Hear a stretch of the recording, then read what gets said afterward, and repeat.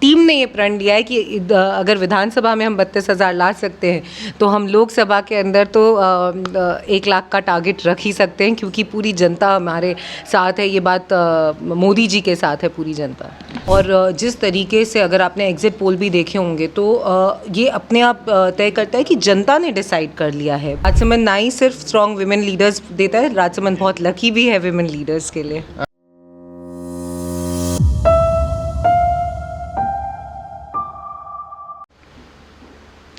लोकसभा चुनाव में भारतीय जनता पार्टी ने राजसमंद से जैसे ही अपना चेहरा तय किया, उसके साथ यह भी स्थिति अब स्पष्ट हो गई कि एक बार पुनः एक महिला चेहरा राजसमंद में भारतीय जनता पार्टी का प्रत्याशी होने जा रहा है। महिमा कुमारी मेवाड़ का नाम आते ही कहीं ना कहीं जो भाजपा एक महिला आरक्षण की तरफ बढ़ रही है, तो ऐसा लग रहा है कि एक महिला लीडर भी तैयार किए जा रहे हैं। तो अभी हमारे साथ राजसमंद विधायक दीप्ति माहेश्वरी जी हैं।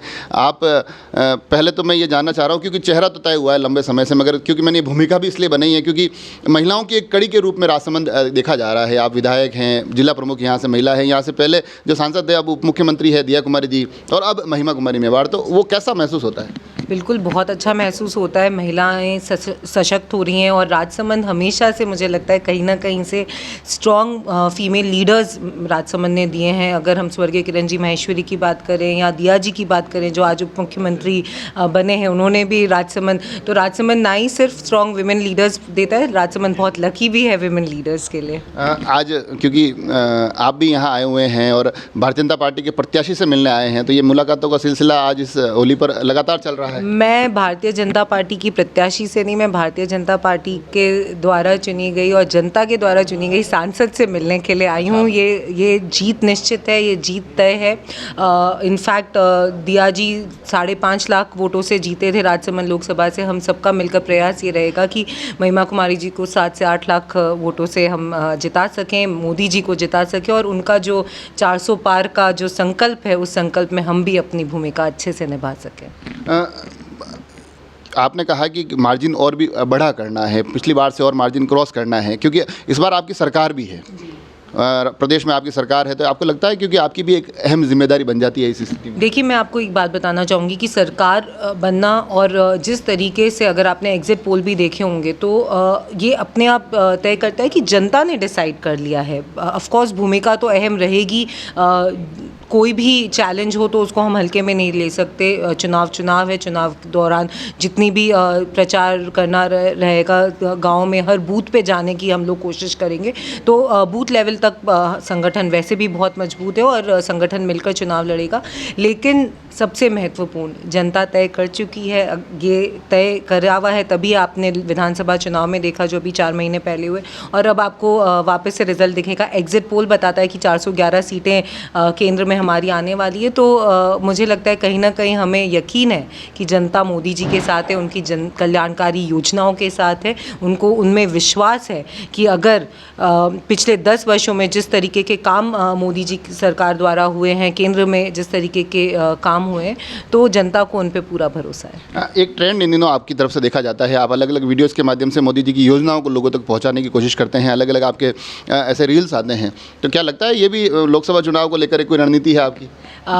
देखिए, क्या होता है कि कितनी बार हमें इन योजनाओं के द्वारा, मैं कोशिश ये करती हूँ कि कहीं ना कहीं कोई प्रैक्टिकल एग्जाम्पल्स ला सकें, ऐसे व्यक्तियों से बात कर सके जिनको इन योजनाओं का लाभ मिले, ताकि कहीं ना कहीं एक कनेक्ट ज़्यादा होता है। लोगों को ये लगता है कि नहीं, ये सिर्फ भाषण के लिए नहीं है, ये योजनाएं सिर्फ बड़े बड़े मंचों पर बोलने के लिए नहीं है, एक्चुअल में ग्राउंड लेवल पर किस तरीके से लोगों को मदद मिली है, ये उन सब चीज़ों को लेकर है। एक आखिरी सवाल, आपने अभी 2-3 अपने उद्बोधन में ये कहा है कि मैं 31,000 वोटों से जीती हूँ, उसको डबल करना है, उस बड़े मार्जिन से हमको जीतना है, 32,000 के 64,000 हमको ये बढ़त महिमा कुमारी जी को दिलवानी है। तो आखिर दीप्ति जी ने अपना क्या टारगेट तय किया है कि राजसमंद विधानसभा इस लोकसभा क्षेत्र में इतना योगदान करने वाली है, महिमा कुमारी जी को इतनी मदद करने वाली है? आपकी सूचना बहुत गलत है। मैंने अपने भाषण में नहीं, और हमने अभी हमारी जो मीटिंग भी हुई थी प्रबंधन समिति की, बहुत क्लियर टारगेट है, 1 लाख हमारा टारगेट है। 72,000 करीबन दिया जी जीते थे पिछली बार, तो हमें तो उससे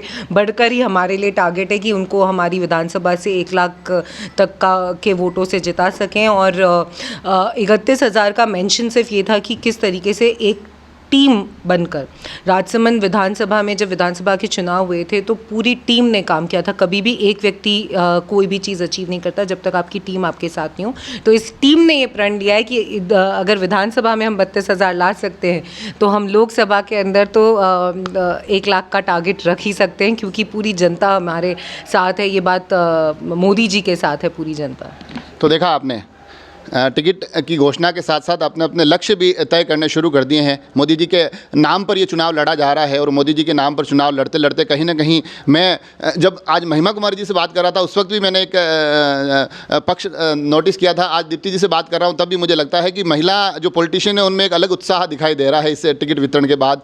लक्ष्य 1 लाख वोटों का तय किया गया है। स्थितियाँ परिस्थितियाँ क्या कुछ आगे बढ़ती है वो देखने वाली बात होगी। साथ ही अब यहाँ से कौन कौन किस प्रकार से अपनी भूमिकाओं को निभाते हुए परिणामों को पक्ष में लाने के लिए कितना मजबूती से तैयारी करता है उस पर भी हमारी नज़र बनी रहेगी। आप सभी लोग जुड़े रहे राजसमंद एक्सप्रेस से। धन्यवाद।